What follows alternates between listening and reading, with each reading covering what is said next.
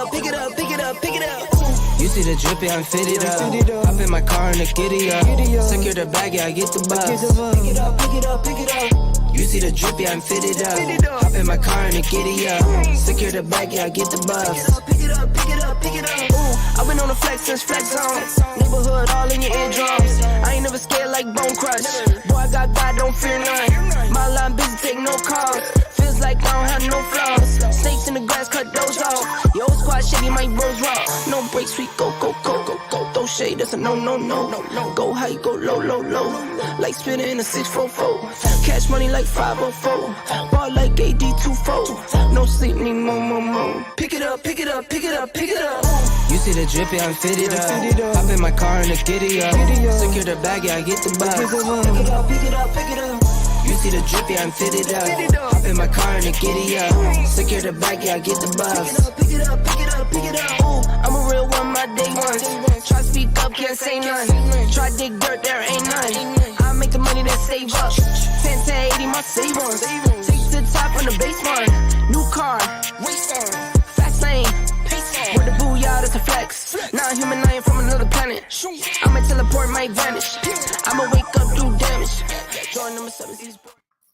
What's going on, everyone? Welcome to CCF. We cover everything when it comes to Colorado football, Colorado basketball. You know, again, all the teams in Colorado, CU, CSU. So joining me today, next to me, I have Tony Casolo, and as well for Air Force, AJ Ruffing. How you guys doing today? We'll start with you, AJ. What's going on?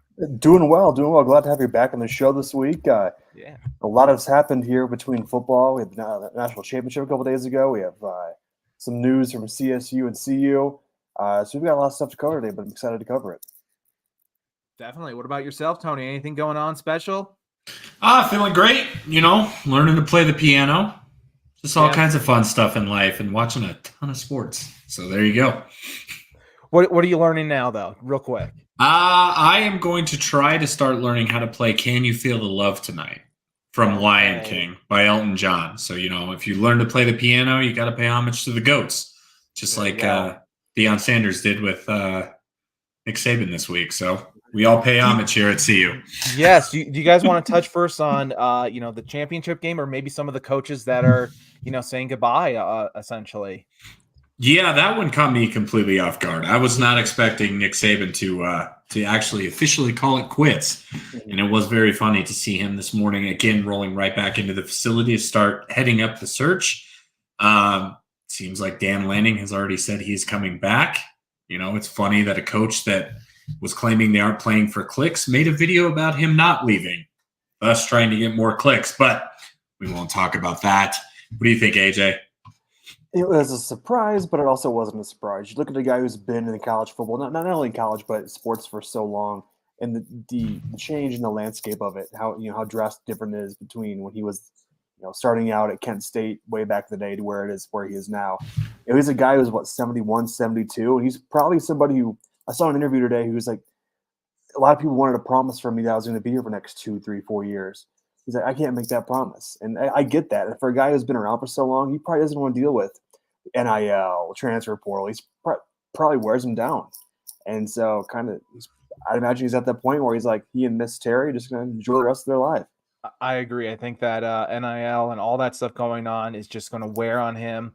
It was kind of funny to see at his statue, though, all the Bama fans, Bama fans leaving oatmeal pies and all his stuff he loves there, as if he kind of passed away in a sense. And I thought that was just a little too far. But don't get me wrong, I understand they're very sad about it. But I agree, it came down to the transfer portal, those kind of things where he can no longer control those kind of things where he could in the past go into someone's family and talk to them. I think it's just too much of a change in the landscape, where also going to a 12-team playoff format. Did he want to coach those additional amount of games and then go back on the road immediately? It's exhausting for someone like you said who's 72 years old. Go enjoy some time with the grandkids, go enjoy something else for a little bit, maybe come back as a advisor if you have some itch eventually, that kind of thing. But otherwise, it makes sense to say goodbye. And he went out, I think as someone kind of on top still. I don't think there's anything about that. He should take the loss with Michigan, anything like that. And when he was leaving that game, you could see him kind of waving goodbye to people. It felt like actually later on, once you see the clips, it did feel like a goodbye. Yeah, it really did, and it's an interesting point too with the whole situation. Now you see guys hit the portal immediately yesterday. So, and for him to retire, and obviously nobody's gonna blame him for retiring. Great, good for you. But to do it 2 weeks after signing day is interesting, because I'm really curious to see what he said in those conversations with those recruits, and if they had any inkling. I imagine not, because they all still signed. Yeah. But for 2 weeks after this coaching, it's the same thing with the New England Patriots. Two legends are going to be replaced. Who's going to want that job? And we talked about Lanning's not taking it anymore. He was on McAfee earlier. He said, "Yeah, I'm staying here." It was kind of funny on Twitter today, or X, following the flight trackers. What private planes were going to Tuscaloosa.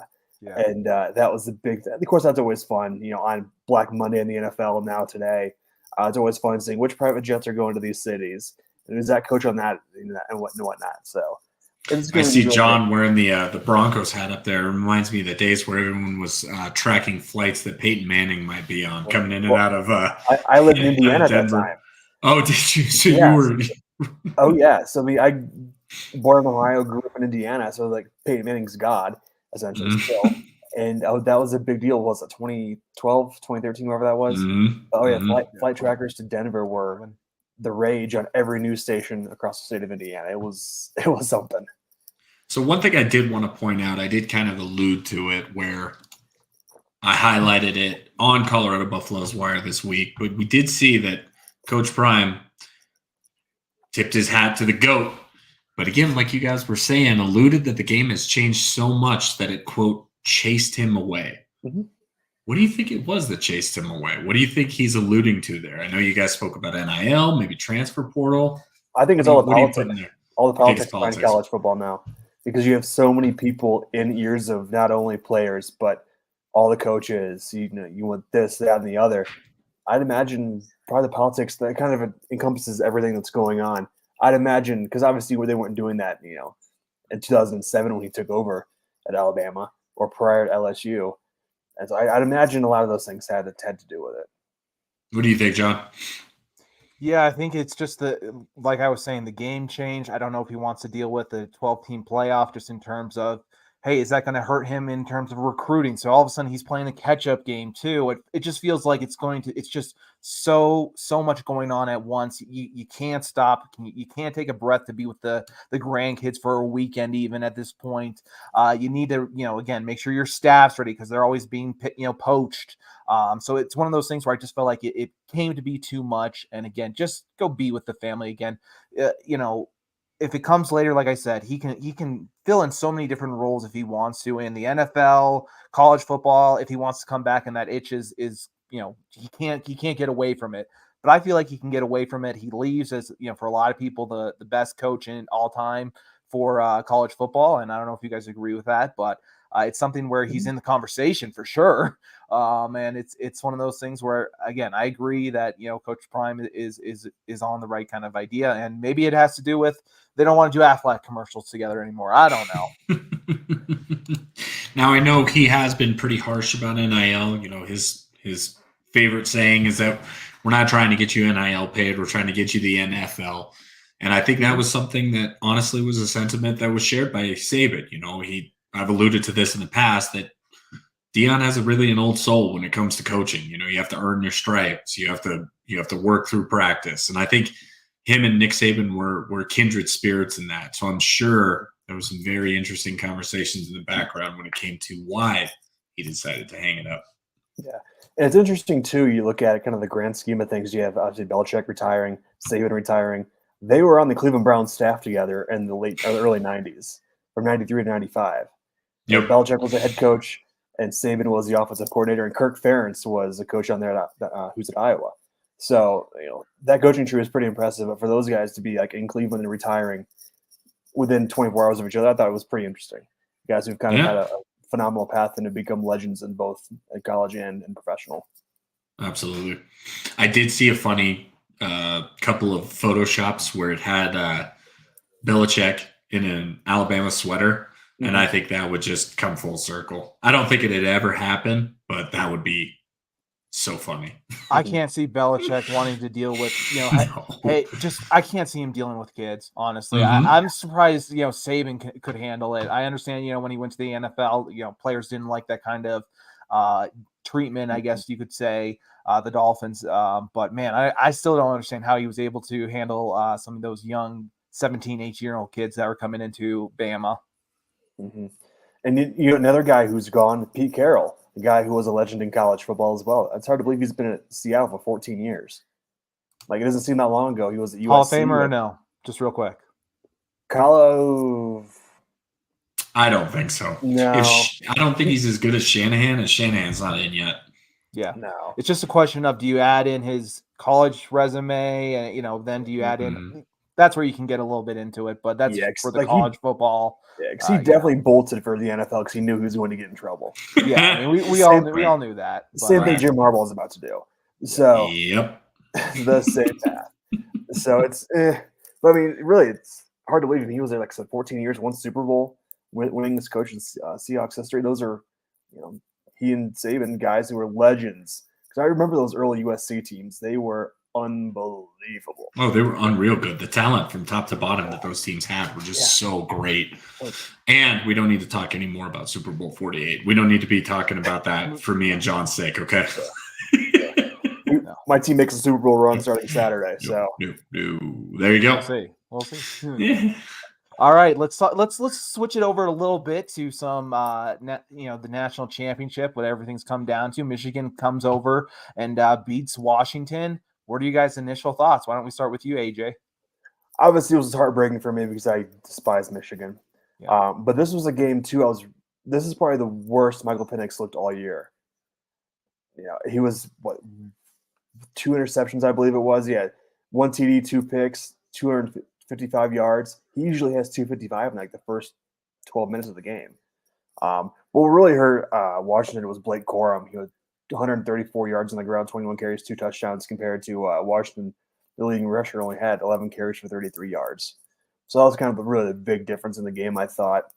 But again, I think Washington kind of came out a little skittish at first. They had some moments that looked good, but I think overall they just 13 points. I mean, that's got to be a season. That's got to be a low for the past 2-3 seasons for them. So really interesting.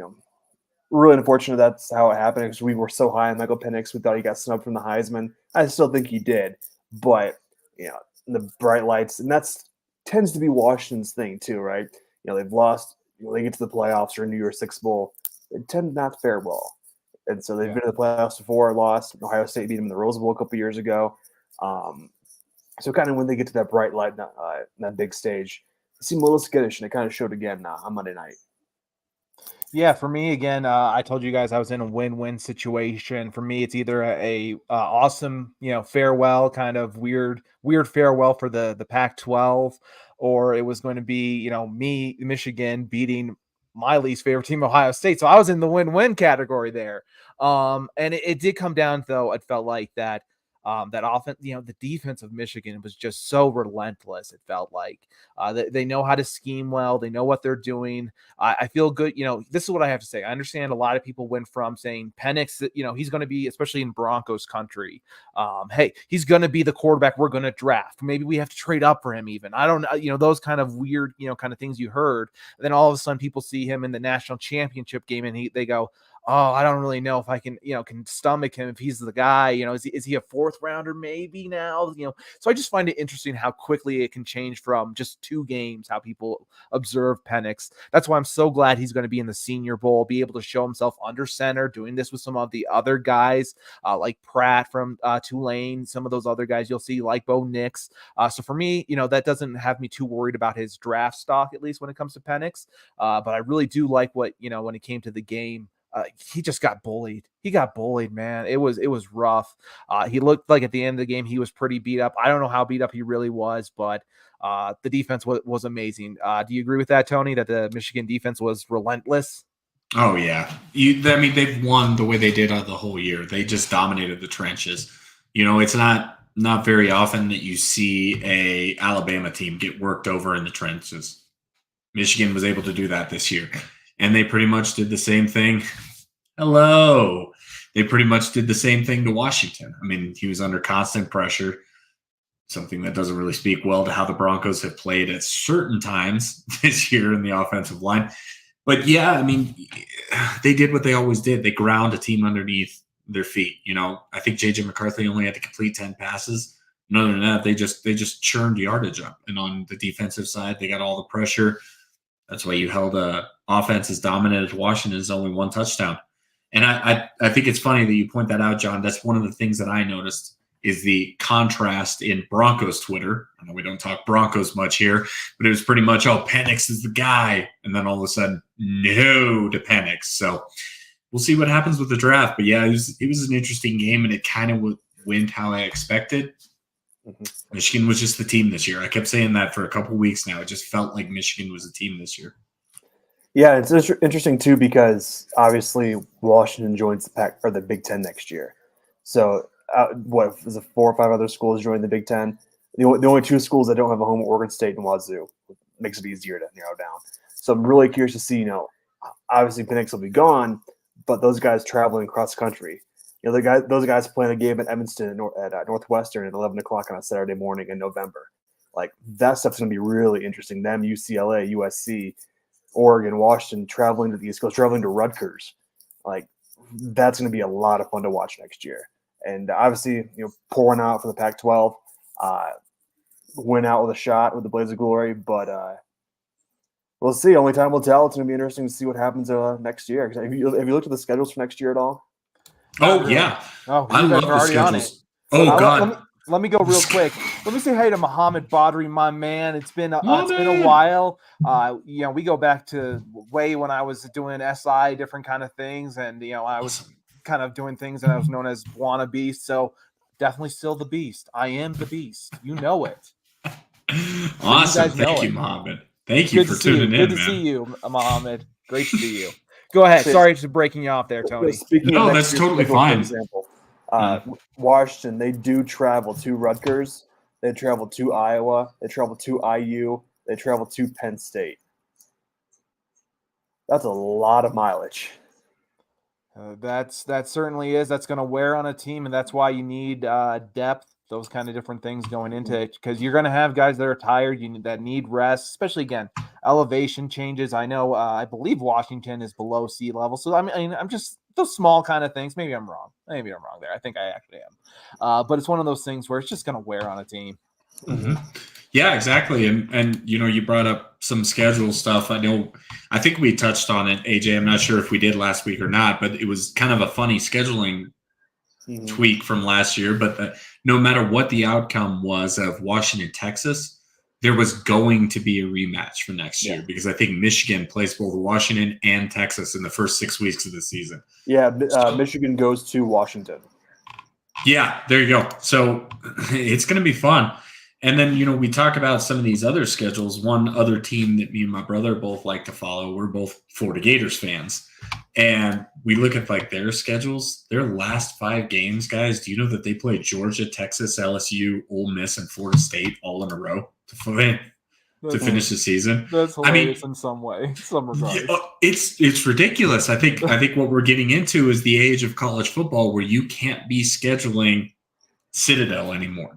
If you want to be playing in that top 12, you got to have a tough schedule because, you got to run the gauntlet and you got to show, we might see some 4-loss teams in the 12-team playoff. It's going to be crazy, and I'm here for it. Yeah. So in Michigan's schedule next year, their only West Coast trip is to Washington. They host Oregon. They host USC. Michigan is so good at keeping Texas, things nice in their area. It's been very nice for them, I noticed. Like last year, I think they had a very easy schedule. Look, I'm just going to be honest. They don't have to travel much, some of those teams. It's kind of similar to like you heard with the Pittsburgh Steelers a few years ago. Like they traveled the least in the NFL, and it wasn't even by close. They were like half next to the 31st team. So it was just kind of crazy in that regard. And one thing I have to ask you guys real quick. I was so excited for the possibility. It's Texas for CSU, I believe, in week 1. If I'm correct, maybe I heard that. I got that mixed up. I was so excited to see Manning be his first game possibly, but I'm still happy to see Quinn Ewers, be that kind of guy if it is, because he is staying obviously next year. Yeah, so you are correct, John. I will verify for you. I did look it up. It is August 31st. They're kicking off against Colorado State. Yeah, I would have loved to have seen the start of the Manning era, but I don't know if you guys saw it. Did you see the funny picture that happened on Twitter? At Media Day? Yeah, the Media Day one. So for those that didn't. Fill me in. So, okay, here you go. So you see a picture, and it's Quinn Ewers sitting at the podium, full backdrop, college football playoff, microphone in front of his face, everything. And he is turned looking this way because there's no media in front of him. And about 15 feet behind his left shoulder, there's a throng of like 30 media members interviewing Manning. Yeah. What can you do? That's where the story is. Yeah, Archie even asked, like, am I allowed to talk? Like, can I answer questions? And they're like, yeah, sure. And he's like, okay. What do you, I guess. I mean, that's a tough spot for Quinn now because, he transferred obviously from Ohio State to Texas. He's done well. I mean, he's brought Texas back in a way.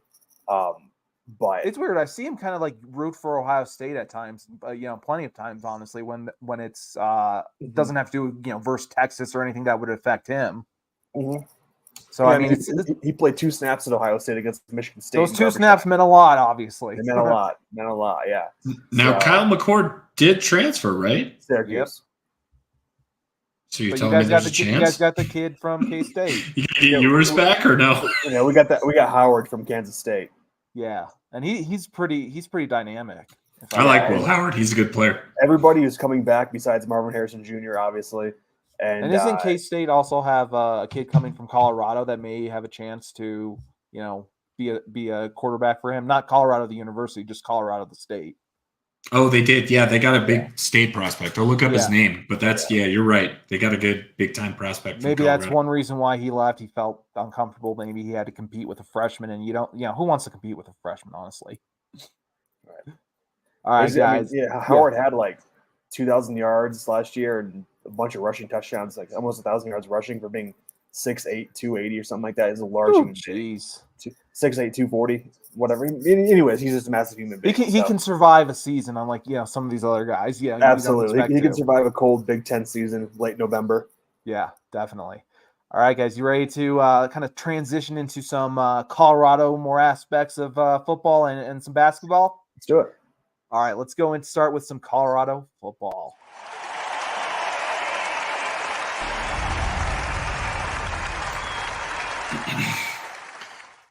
Well, obviously, the biggest thing in bus football we got going on is transfer portal never sleeps. So originally, we thought we were going to get a really big piece to our linebacking core and DJ Lundy from Florida State. Some funkiness happened. We can never really be sure in the NIL era, so we'll just kind of guess. But he's decided to actually go back to Florida State. I was pretty excited about him. I'd written an article saying 5 things you need to know about him. He was a great run stopper, one of the best rated players in the entire country when it came to stopping the run last year. Unfortunate, we're going to be looking for different guys now. But, what the portal takes away, it also gives. Because just recently, it was written by Jack Carlo on our website, but Colorado's gotten commitment from another Arkansas defensive lineman. So we are bolstering up our defensive front in the form of Torian Carter, 6'3", 300-pound defensive lineman. Seems like he can get after the run just as well as DJ Lundy, if not better. So, the remake of the defense continues. We've added to our defensive line this offseason, gotten some pretty good prospects. Torian Carter's the next one up. Just want to say hey to Clayton real quickly. Great to see you here. He's saying smash that like button. It really does help if you guys can do that. Hit the like button, retweet if you're on Twitter or X, whatever you guys call it today. And I appreciate that, Clayton. If you're on Facebook, also hit that like button. Really do appreciate you mentioning that. And when it comes to to Lundy, I found one thing to be just funny. I mean, this, I understand, hey, these guys come and go. You do what's best for yourself in these kind of portal situations. But it was funny to see him leaving and saying, I'm always an FSU guy and those kind of things. And you're just like, well, you did technically sign, and then you just kind of go off and do your portal thing. Cause I mean, he did sign. Am I right about that, Tony? So, and that's where it gets a little tricky. And it's almost like you have to wait until classes start with the transfer portal. So there's no actually like a national letter of intent. So with signing guys from high school, you turn in your national letter of intent on signing day. You are committed to that school. You have to go there for at least a season or two before you can break it. With transfer portal guys, there's no such thing. So it's almost just kind of a mouth commitment or a word commitment. You know what I mean? Yeah, verbal contract. Let's go by that. Yeah, it's kind of like what we were talking about in the past with CU and in Colorado in general, how you're only allowed to give one multi-year deal, and the other guys you just kind of say, hey, we kind of have a handshaking thing that we have 3 years, this long, but then if it all falls apart, you just don't retain them, and that they go on their own and go to San Diego State University for Sean Lewis, for example. Right. Yeah, absolutely. The best thing, like the best quote I saw about it was that you really can't say everything's finalized until they start going to class. Mm-hmm. What were you going to say, AJ? Did catch up there? You brought up, no, you're fine. Brought up Florida State. Now they're in a little bit of hot water now today. I don't know if you saw that or not. They'll be penalized with some NIL deal issues. Yeah, 500,000. Am I correct? I believe so. Yeah, just reading the pop up here. Seminoles football program receives significant penalties for NIL rule violations, including 2 years of probation. So it's going to cost them some money, and at this point, money is players. That is true, and from what I heard a little bit when it came to Lundy, he was offered a little bit more money from FSU. Maybe this isn't true. This is just kind of hearing what I've heard around the bushes. Mm-hmm. And it doesn't sound like CU is the team that's going to, hey, if you're able to, we don't want to be used as a bargaining chip for you to get more money at your school, those kind of things. So they're saying washing their hands clean, letting him go, and they understand, hey, that's the game. And hey, you made some more money. Congratulations. We're not gonna be in a bidding war. And it's interesting now too, because Norvell is kind of been talked about for the Alabama job. So who really is going to know in the next couple of weeks? But what's interesting too, we talked about this before we got on the air. We brought up the transfer portal. Now, we talked about it a little bit, but you guys know how the transfer portal actually works. I was lucky enough to interview a college football coach a year or two ago, and I asked him straight up, I go, what is the portal? We hear about it, and nobody knows what it is. And he goes, simply, it's not as sexy as it sounds. It's a Excel sheet with a player's name, phone number, and his school, maybe an email, and that's it. So for as much as we hear about it, it's nothing glamorous. But it seems to be running college football. Yeah. It was really funny. You guys brought up the cheating there for a little bit. Did you guys happen to catch the stray bullet that Vanderbilt got from a Brett McMurphy article? Did you guys see that? No. So they were talking about just kind of the Michigan scandal or just some of the other college teams. So there was a exact quote from an Alabama official. He said, look, everyone, and I mean everyone, is stealing signs. Michigan is not the only school that's doing this. Added an industry source, Kansas cheats more than anyone, and they didn't do anything to Kansas. The only pure thing in college athletics is Vanderbilt, and Vanderbilt sucks. That's pretty funny. And, I heard JJ McCarthy, like he said, like 80% of teams he believes sign steal. And like, it's one of those things where if you're going to put up a sign and it's going to be right there, it's hard not to just do a little bit of homework. I understand it. It's, it's just one of those things where that's why it makes a huge difference if some guys do that pro style where, they go in a huddle or something like that. That's where it makes a difference. But hey, I do believe that all the teams try their best to do it and not get caught. And it's just one of those things where Michigan got hit with it, but you know what? They survived. They're okay. They're very happy. And every team may do it, but I don't know if every program sends an individual to a specific school for a specific game. Like, I don't know. You don't have Connor Stallings running around everywhere. Did you see he was sitting in front row? Was he really? Yeah. He had a hat and a rose. And I was at the Rose Bowl, and he was at the national championship, sitting in front row. Like, that's crazy. Yeah, I want to know, because being a Mac guy originally, I want to know if that was actually him, the Central Michigan game. Remember that rumor? I've seen that, the sideline picture where it's him with the sunglasses right behind the coach. Yeah. And it's funny because McElwain was at Michigan with him for a couple of years before he came to Central. Really? So they all know each other. Yeah. So McElwain, after Florida, he went to Michigan for a year or two and was an assistant of some sort, and I took the CMU job. And so he knows him. So that's what I found really interesting when I was covering the MAC during that time. Because that actually be him or not. Because you just don't get a sideline pass, even at MAC games. So who knows? Well, that's the funny thing. We'll never know. We'll never know. Nope. The whole story will never come out, just like all the baseball, how deep the baseball cheating scandal went in the MLB. We'll never know. So, John, I know we're going to transfer over to some CSU talk here, but I did just want to give you some props because Blake Barnett of Erie, Colorado, signed with the Kansas State Wildcats. So you were right on that one, buddy. Yeah, thank you. So let's make that transition to CSU.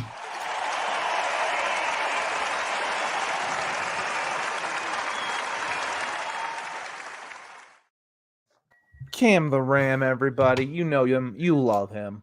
I'm actually not sure if it's him 100% actually. So when it comes to CSU football, the big thing I want to talk about first is they had a transfer come in. Elias Larry coming over from Navy. He's a cornerback, and he is just he's someone who's done a lot of reps, those kind of different things. He's definitely someone who's had a few interceptions. He's had 2 interceptions, a lot of batted balls, but really hasn't gotten too much time with Navy. Did some special teams his first year. So really this is kind of an exciting signing for CSU just because they were so lacking in their depth chart when it came to cornerback. So all of a sudden they have someone who can step in there, maybe start competing for that, second, third kind of cornerback slot because he has so much experience. I'm not sure if he's going to be a turn back guy technically, because it seems like for me that he's had 3 years at Navy. So for me, that doesn't sound like a turn back guy, and he's going to be able to, get out of his obligations when it comes to the Navy. But at the same time, it sounds like you can go ahead and play your 2 years somewhere else. I'm not quite sure. Maybe you have a little bit more insight on that, AJ, just because of the military and Air Force. Yeah, I really don't. So we'll get into it here in a little bit with some Air Force stuff. It's such a different world. Could it be a different rule for Navy versus Air Force? I don't quite know, but it's doubt it. I doubt that too. Yeah, because they all have to go through. They all have to go through the DoD, the Department of Defense, right? When it comes to transfer and declaring and whatnot, which we'll get into here in a little bit. But I'd imagine it's the same for everybody, but the process may be a little different depending on what state you came from, because you obviously have senators who you have to write to and this, that, and the other. To leave and to get a letter of recommendation and stuff like that. So I'm not really sure how that all works. Because he has 25 games played. Yeah. And like I said, a few interceptions, has about, 8 or so pass breakups. He's done a good job. Again, when it comes to tackling, he's a good tackler. He's up to, a total of 40 tackles. When it comes to solo, he did a lot of solo tackles, which you really want from your cornerbacks if they're going to be able to do that. That's huge, adding to your run defense if they're willing to come up there and make a stop. But I'm really confused to see where this lies with him, legally, what it does with him in Navy. So we'll be on the lookout for that. But that's something really interesting. I'm not sure if you have any insight there, Tony, either. Well, there's actually a really funny comp, and AJ will find this funny because there was a guy I actually really liked his game, kind of in the mid 2000s, named Anthony Schlegel, that actually transferred played his first 2 years at Air Force. Yeah, and then transferred. He played football at Russell at Air Force. Yep. Yeah. So, and then he actually transferred to Ohio State, where he went on to become a 3rd-round pick. So it seems like to me you can actually break that commitment and still actually make it up, play on in the NFL or something like that. Yeah.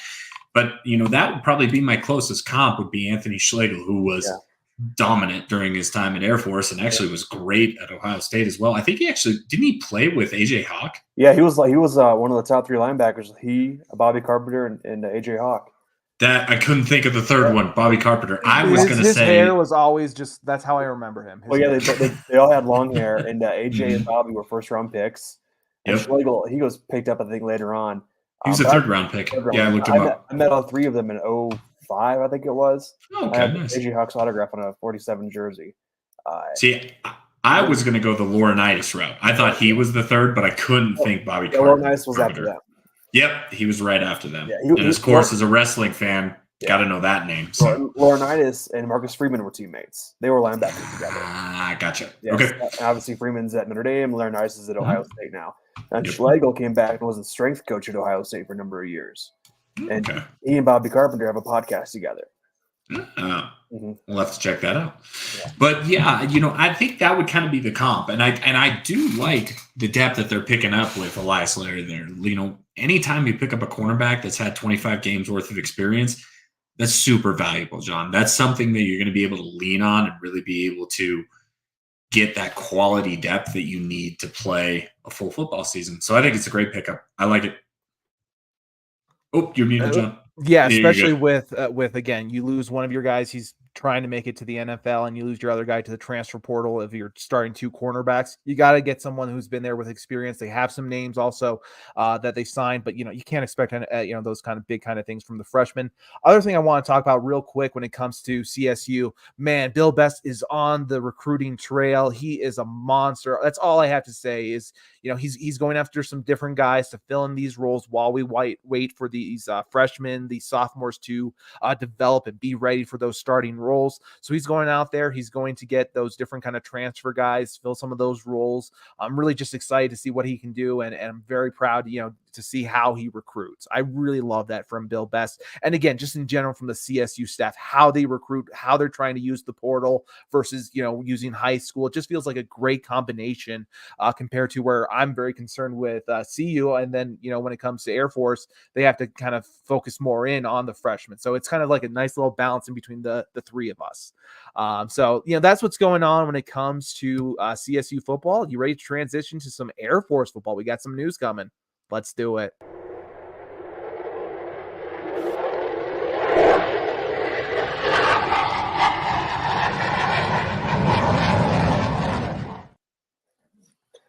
All right. For me, it's pretty nice because I don't have nearly the news you guys do. Obviously going through football with the academy is a little different. We're not dealing so much with the transfer portal. There hasn't been a lot of guys declaring yet, which we'll talk about here in a second. We did a really good recap on the incoming freshmen for this year. But really the big news coming out of today, and we found it on Twitter a little bit ago, that John Lee Eldridge, running back for the Falcons, declared for the NFL this year.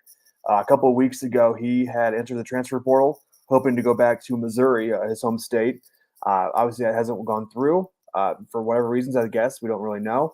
But he had put on his Twitter today and his Instagram that he is declared for the NFL and is intending on entering the draft this year. So I thought that was in our group chat. We thought that was it was out of the blue, definitely. That was one we did not expect. But we've gotten to know John a little bit over the past year or so. You guys more than I have. But it seems like a guy who could definitely contribute to a team wherever he ends up. Yeah, I think he's one of those guys that he's probably going to have his Davis moment at some point. Alluding to Terrell Davis making that extra special tackle over in Tokyo. Yeah, Tokyo. There you go. Well, yeah, we'll send John over to Tokyo and have him make a huge tackle on special teams. But, he's one of those guys where you just would have loved to have seen a team that featured him. Mm-hmm. And, that's tough to do in that Air Force offense because you're always taking what the defense is giving you. Mm-hmm. And the first two people that are always touching the ball on that offense are the quarterback and then the fullback in that triple option look. So, halfbacks aren't going to be as featured as they are with other teams that run a more traditional, well, I shouldn't say traditional, more modern set where you only feature a halfback. But I think he's one of those guys that could definitely make a name for himself if he can put a stamp on special teams. If he could have a big return during the preseason or during a camp invite, something like that. If he could make some plays in special team, be kind of that special teams ace, because we've seen him make some very explosive runs. We know what he can do with the ball in his hand, but that's that's just not good enough in the NFL. You have to make an impact, especially when you're looking at that probably late round or undrafted free agent class. You have to make a name on special teams. So I'm sure he knows that. I'm sure he's been told that if that's, if he's entering the NFL, he's been told, hey, you're going to have to You got to be a gunner, man. You got to be a gunner. Yeah, exactly. For his position, you have to be able to be a gunner. You have to be able to play a little bit of tight end, because again, he's going to be halfback, fullback. His body's a little bit in between. So it's one of those things where he's going to have to figure out how to fit in there because being a little bit of a tweener. I'm a little concerned that teams will have the same approach to him as Brad Roberts, and they'll say, hey, we're going to do a tryout, and it will, it's a nice kind of tryout. Are we going to really consider him? I don't know if those teams are. So I worry about those kind of different things. If he is a UDFA, if a team's going to just kind of do it out of, nicety, and are they going to really give him an opportunity? Because, we've seen it with some guys where they actually do get that opportunity to go on to the, 90-man roster. So I really hope he has a chance to be on the 90-man roster, show what he can do to those coaches, and be in a more contact kind of thing. Because again, one thing that hurts him is that going into those camps, you can't be as contact. You can't hit, and that's where he would be able to show himself even better. If you're able to show that, hey, when he takes a hit, he can bounce off of it and keep going. Well, that's not the NFL anymore. Unfortunately, it's no longer those 2-a-days, which I used to love going to Dove Valley and have multiple practices and see those guys get beat up. And honestly, it's just not the same. You see the guys, then they do kind of walk through in a sense, a little bit faster paced walk through. It feels like it, at least now. Yeah, here on the year this year, 84 carries. He was 1 yard shy of 600 yards, ended at 599 with 6 touchdowns, averaging 7.1 yards. In his 3 years as a Falcon, he ended up with 1,386 yards, 11 TDs, and his longest run was 65 yards on 186 carries. So he was able to break that 1,000-yard mark, which is always huge for a running back. Obviously, he has a bright future. He's a hard runner. I've seen him up close a few times over the past 2 years, actually, and he's going to be a special one no matter where he ends up and no matter what position he's playing. Yeah, and he's one of those guys that yards per carry is really going to help him out. Mm-hmm. That's eye-popping when you're up over the 7s. That'll help you out. He's a guy, though. I've said this with Bo, said this with Trey. He's a guy that has to test well. So that Air Force Pro Day is going to be one to watch, because if those guys can all 3 test well, I think we're going to see their names be called. Absolutely. So, yeah, that leaves only 3 Falcons who have declared Bo Richter, Trey Taylor, and Eldridge. So all 3 guys can make a name for themselves on that Pro Day, which is going to be huge, and following them throughout their training up to that Pro Day. I'm not sure if they've released a date for the Pro Day yet. I'll have to look up at that. But that it's going to be really fun to watch that and combine invites, and because I believe that's in May down in Indy. Mm-hmm. So it's going to be a lot of fun to see. Yeah, you hope they get the combine invites. It's so weird to see some of those invites, how they choose them. It's just, it's a little crazy. So you hope they're able to be tested there and get to go against the, the best of the best. And it's really fun because growing up in Indiana, the combine's in Indianapolis. So you got down there in that area for that week. It's a madhouse. It's really cool to see. All the scouts, St. Elmo's having dinner, or you see everybody walking down the street has a logo of some team or the NFL logo on. So it is kind of cool to see. Yeah, it would have been nice if maybe he did it a little bit earlier. He could have been in not the Senior Bowl, I don't believe, but at least, the East-West Shrine had a possibility there. I think I saw that with a few players. I'm like, man, if you would have just decided a little bit earlier, maybe you would have had a chance. I'm thinking like a Cam Ward. He stayed so long with Miami, he never had a chance to get into the Senior Bowl. Now all of a sudden, there's concerns about his height. You wish he would have been able to be there and compete. So that's all I was thinking about when it came to that. I know we're pushed on time, so you guys want to transition to some CU basketball. Let's do it. Let's do it.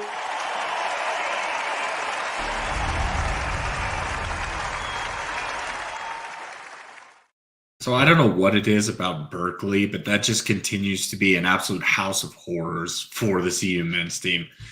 We got this stat, and Brian Howell, if you guys don't follow him as a Buffs fan, you guys are crazy. You need to be following Brian Howell. He's absolutely amazing. So shout out to Brian. We got this stat courtesy of him.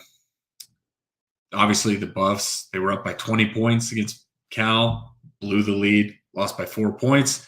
So since the start of the 2020-2021 season, the Pac-12, everyone besides CU, is 24-5 against Cal in Cal. Okay.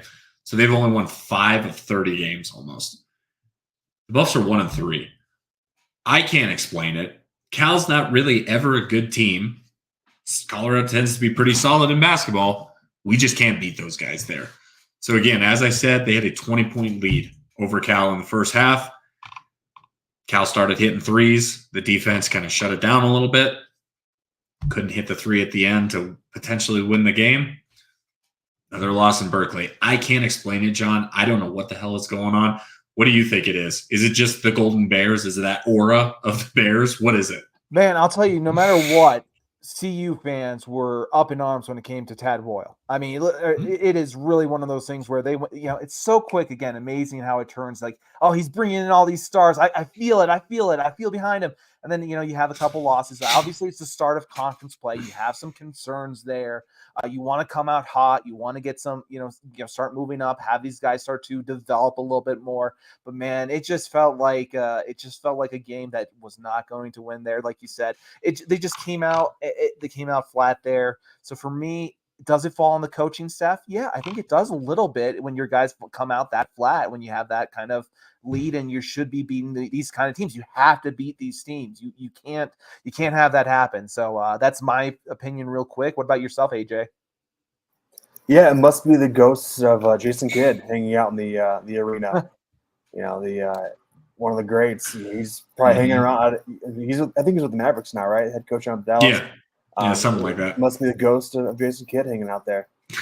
I mean, none of us have a real explanation, so we'll just throw stuff out there. By the way, Mark Cuban's selling the Mavericks. I have to just touch this real quick. What's going on with him? Midlife crisis, let's just say. He's giving his employees there like $35 million in bonuses. I saw that. Yeah, from this whole team. But I mean, it's so frustrating. You're right, John, because they bring in these big players. You get a Cody Williams back from injury. He gets 16 points. You get a Tristan Da Silva, who's just been a stalwart, a guy that probably is going to get drafted in the NBA. You get 20 points from him. Even a guy like Eddie Lampkins, a guy that was really highly sought after, big body, 22 and 11 from him. So you get absolutely everything you need from the players. You just can't win. It's getting really frustrating. I hear the concerns. I would always caution Buffs fans to remember what Colorado basketball was like before Tad Boyle, in that you would win maybe 10 games a year. But I get it. You see all these big-time players. You see them coming in. You expect more from them. And I honestly do as well. And I know they expect more from themselves. So we'll see how they are able to bounce back from this, because they do have some tough games going up. But I will tell you what, nobody has a tougher schedule than the next 4 games for our Colorado women's team. Have you guys seen the rankings next to the next 4 teams? Break it down for us. All right, so Cal is up tomorrow, and I will be in attendance to cover it for you all and all of our Colorado Buffaloes Wires fans. But Cal, as it currently stands, is in one of the others receiving votes. So obviously not in the top 25, but they're in the top 30. Let's call it that, 30 to 35, somewhere in there. After Cal, they play Stanford on Sunday, who is the number 8 team in the country. After that, they face off against UCLA at home a week from Friday, who is the number 2 team in the country. And then that Sunday, after that, they face USC, who's the number 9 team in the country. So all told, our number 5 Buffs will be playing 3 top 10 teams over the next 10 days, all at home. So if you guys... Well, let me ask you, do you think that's fair after they got that long break when it came to Christmas? I mean, again, I know some other teams probably have the same kind of break kind of deal. So do you think that's somewhat fair to have a kind of a gauntlet after that time where you're off? I think it's just kind of the intricacies of the schedule. It's tough to say whether it's fair or not. We always knew that the Pac-12 women's slate was going to be an absolute gauntlet. From the very start, when CU beat LSU, I think there were at least 5-6 teams that were in the top 25. They've already dispatched 1 in Utah. But, you knew this gauntlet was coming. All the Pac-12 teams all play each other.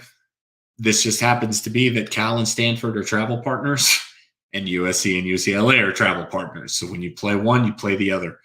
You can see it coming up at the end of the year. We get 2 of our last games of the season. Luckily, we avoid Stanford playing twice.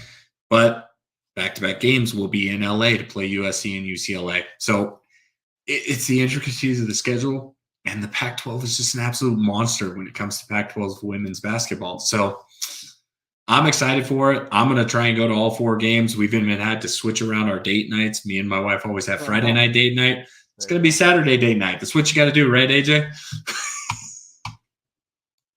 Yeah, and the funny thing is I bring my wife to these games. So it is date night. It's where you get away. Yeah, yes. There you go. Anything else, though, going on with the CU basketball team that's in your mind? You know, they were able to get some cool stuff. We kind of highlighted this on our recaps, but they swept the Arizona series, I think, for the first time since 2012, something like that.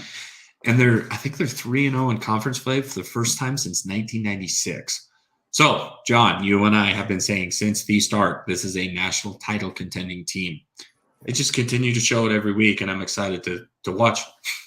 All right, guys, let's transition real quick as we're kind of a little bit pushed up on time. Let's go into some Rams basketball.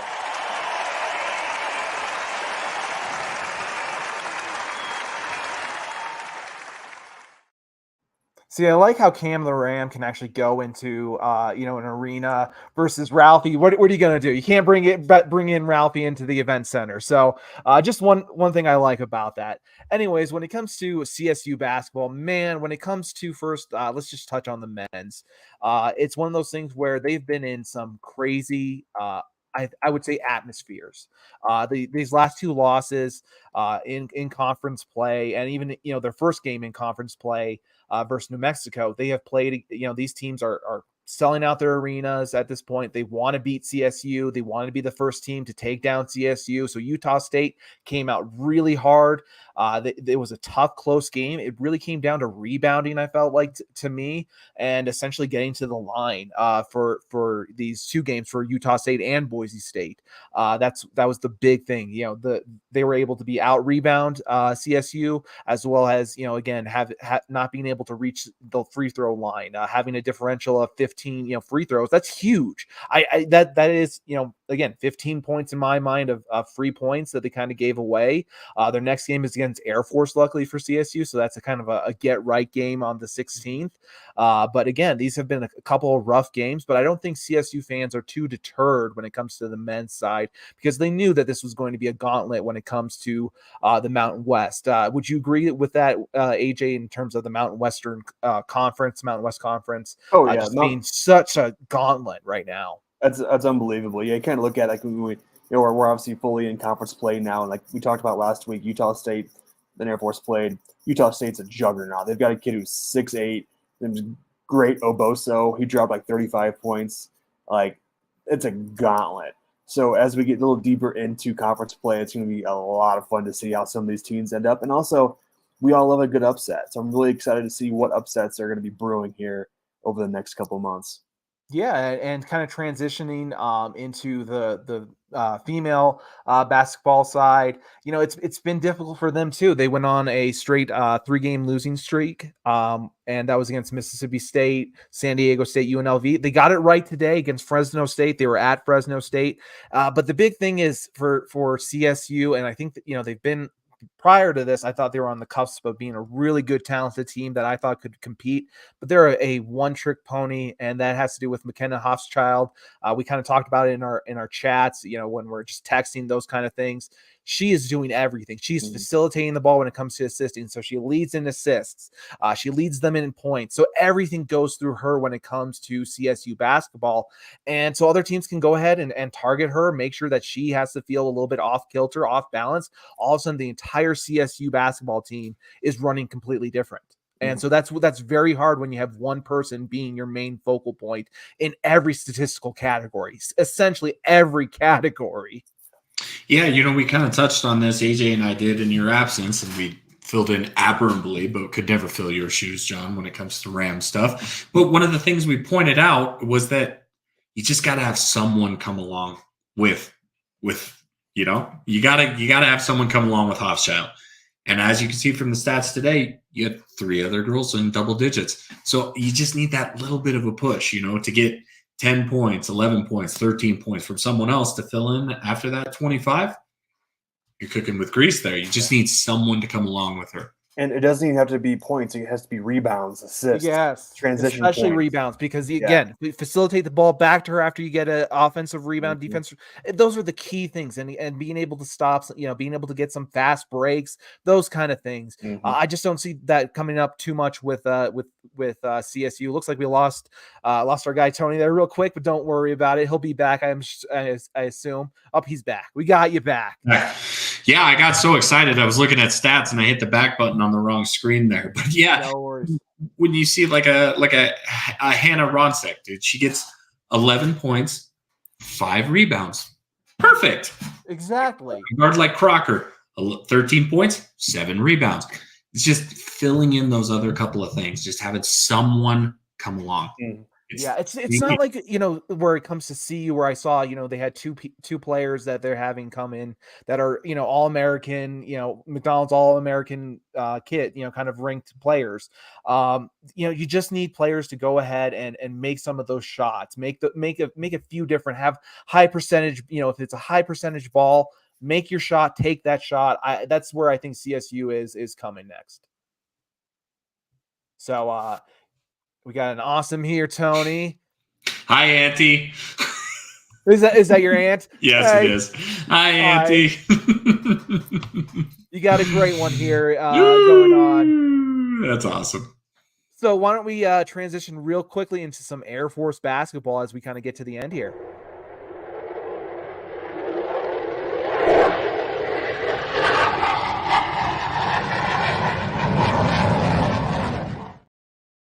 Perfect. We'll touch briefly here on the men. They dropped one on Tuesday to Nevada. The men dropped a 7-7 on the year, 0-2 in the Mountain West. We talked about the gauntlet that it is the Mountain West. Nevada 15-1, 2-0 in the conference. They dropped that one 67-54 out there in Reno. Unfortunately, it's a 5-game losing streak for the men. They're struggling to find their way here.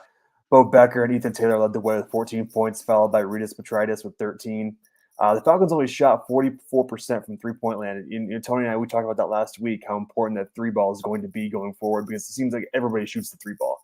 And so really making those shots, they were only 10 of 23 for that from the Anya Hart, 19 of 51 from the field. Not going to get it done, unfortunately. 28 rebounds to Nevada's 30, 13 turnovers to Nevada's 10. The glaring number, though, was 20 fouls. 20 fouls to Nevada's 14. So on the season, though, the Falcons are averaging 76.4 points per game, 31 rebounds, 15 assists. Ethan Taylor kind of seems to be the dude on the men's team. He leads the way in points per game with 17 and averaging 3 assists per game, as Bo Becker is leading with field goal percentage with 52.2. So this week is a must-win. We're in conference play. We talked about it. Play the host San Jose State Saturday night here at the Academy at 7:30, I believe, is the tip-off.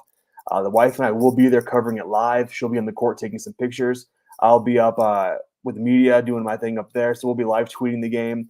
Should be a lot of fun. We're going to have some great pictures on our Instagram. You guys make sure you go follow that at CCF _sports on Insta. We'll do some live videos. Who knows what we'll end up doing. That should be a lot of fun. But yeah, hosting a conference, a really good opportunity for the Falcons to get back on track. San Jose State is 7-9 on the year, 0-3 in conference play. This is a great rebound game, if you will, for the Falcons to kind of get back in the win column after 5 losses and get that first conference win, which, like we talked about, that gauntlet in the Mountain West, it's no joke, and it's not going to get any easier for anybody. You guys have any thoughts on Air Force basketball here before I transition over to the women's team? No, I mean, we kind of talked about it again, like you said, AJ. When you're short on size, you got to hit your shots. And that's what those old Air Force teams did, those couple of teams that made a run to the NCAA tournament. With the style of play you hit, you absolutely have to hit your shots. So if you're at that low percentage, it's just not going to work out for you. No. Let's hit up the women's. Yeah, let's do it. The women's team, on the other hand, picked up a huge win last night against Nevada. 9-8 on the year, 2-2 in conference play. Check this out. They started off the game with a 14-0 run. And, our Melanie Perry, again, you talked about having that one star. She's the star. She led the way with 26 points, followed by Keely O'Haron with 18. The Falcons did shoot 25 of 59 from the field, 15 of 20 from the line. We've talked about in the past how important free throws really are. And to hit 15 of 20 last night was huge. 14 assists, 13 steals, 2 blocks, 13 fast break points. John, we talked about that transition basketball right there. 13 points comes out huge. But another glaring number, kind of like the men, 24 fouls last night. 24 fouls. Their largest lead was 20 points. On the season, though, Perry's leading the way. Shocker. Averaging 15.6 points per game, followed by Jada McNabb averaging 5.9 rebounds and Taylor Britt averaging 2.7 assists and 2.8 steals per game. Again, we talked about the gauntlet. They're going to host the 25th ranked UNLV Rebels Saturday afternoon, rather. So busy day at the Academy. We've got hockey, we've got women's basketball, we got men's basketball, all within a 12-hour span. So a lot of Air Force content coming out here on Saturday. It's going to be a lot of fun. As I mentioned, we're going to be there Saturday night. But again, this is a great opportunity for the women to get a ranked win, a conference win over a ranked opponent. So a lot of positives going forward, especially after last night being able to have a 14-point run. They were up by 20 at one point. I think they were only down by 2. I think at one point that was their largest deficit in the game.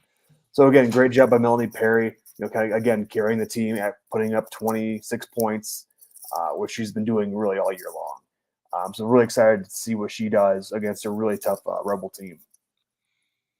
That's awesome. It seems like they were able to do what CU couldn't, hold on to that 20-point lead. It did get very close there right at the end. But, that is – thank you, John. It is also one of those things where, if you can hit your free throws, if you can hold on to that momentum that you've built up early, get away with a win. Obviously, you don't want it to get close when you're up by 20, but – hats off to the women. They did what they were supposed to do.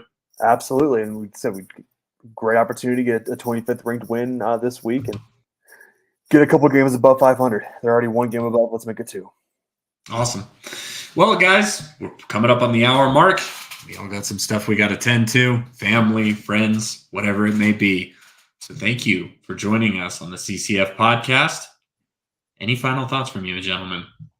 No, let's get out of here. Everyone have a great night. Have a great weekend, and let's get going. See ya. See ya, guys. Fast lane when I pass in the street. Bag of money in the passenger seat. Tempo's been asking for me on the road from the west to the east. Way up, I might never come down, cause the coast's racking up the flame out. So high, I might never come down, so what? This is my lifestyle. Wait a minute. Work hard for the car, so that's why it's all tinted. Wait a minute. Had a real